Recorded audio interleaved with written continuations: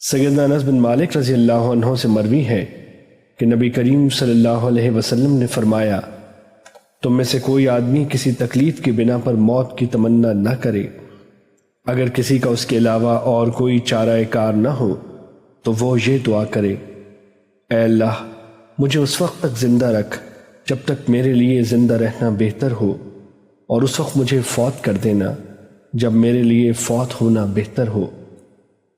حدیث نمبر 2988، مسند احمد۔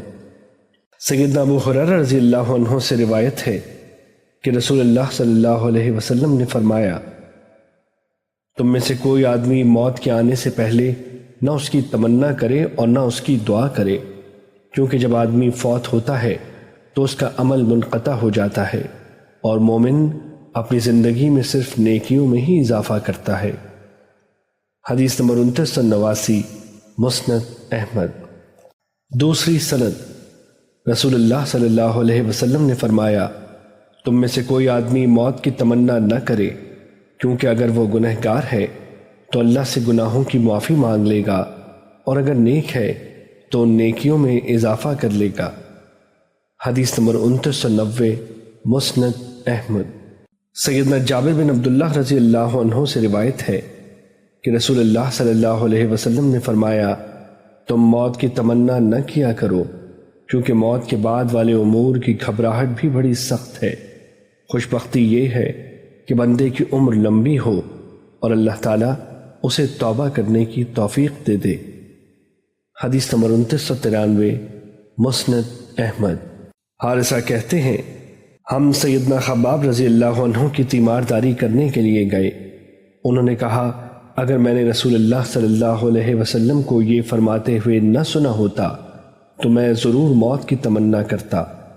آپ صلی اللہ علیہ وسلم نے فرمایا، کوئی آدمی ہرگز موت کی تمنا نہ کرے۔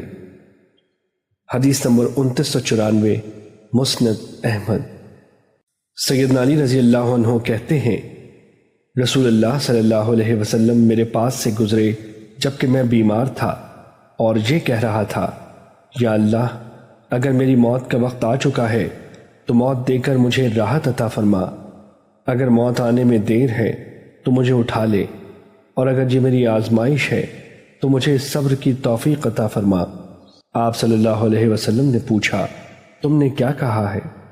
جب میں نے اپنے الفاظ دہرائے تو آپ نے اپنا پاؤں مجھے مارا اور فرمایا، کیا کہا تم نے؟ میں نے پھر اپنے الفاظ دہرائے۔ اس بار آپ نے فرمایا، اے اللہ اس کو عافیت دے، یا فرمایا کہ اے اللہ اس کو شفا دے۔ ایک روایت میں شک کے بغیر صرف یہ الفاظ ہیں، اے اللہ اس کو شفا دے۔